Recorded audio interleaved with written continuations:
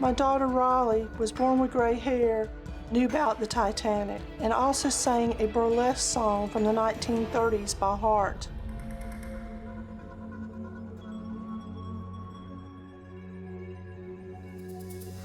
I wondered, where was this all coming from?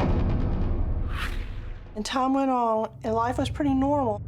When Riley was around 3, we decided to take a trip to Jekyll Island. Jekyll Island is located off the coast of Georgia. It's a small island with a lot of nature and animals around it, but it also has a lot of history. In the 1920s and the turn of the century, people from up north that had money vacation homes there on Jekyll Island. The first morning of our vacation, we went to a natural beach.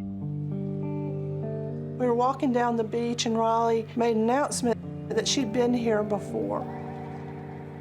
And I told her, "You have never been here, honey," thinking that maybe she'd been mistaken about it. And she says, "No, Mama, it's not when you were alive, not when you were here." She says, "You weren't my mama then." I was confused about what she was saying to me. It was hard to hear her say, "You're not my mom." She was very adamant in saying that she had been to that beach before. She's never been to Jekyll prior to that moment.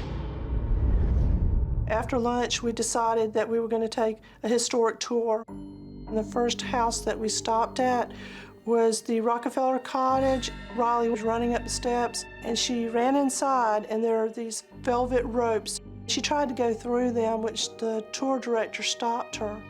She was so happy to be in there, and she's just running around, and I'm trying to get a hold of her to calm her down. Riley's never been that happy or excited to be someplace. And she never acted like that anywhere else.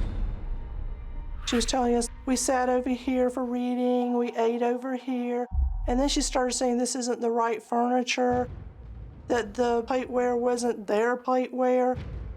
Tour director started laughing, and he says, "Has she been on the tour before?" And I said, "She's never been here before." How does Riley know that this is not the correct dinnerware? A 3-year-old would normally not even think about something like that. When we were trying to get her out first, like, "Come on, it's time to go," she was like, "I'm not leaving. This is where I belong."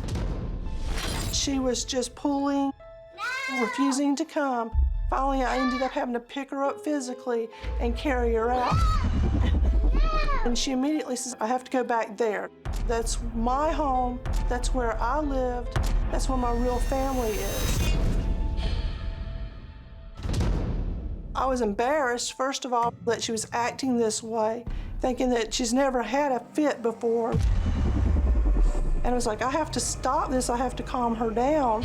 And so I forbid the mention of Jekyll Island in the home. When Riley came back from Jekyll Island, she wasn't playing with the children. You could tell that she was upset. After she went back to preschool, I was stopped in the hall by her teacher. She told me, was there something going on? Because Riley had been talking about being taken away from her real home and her real family.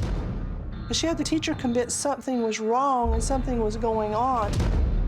I couldn't believe my own daughter had accused me of kidnapping her.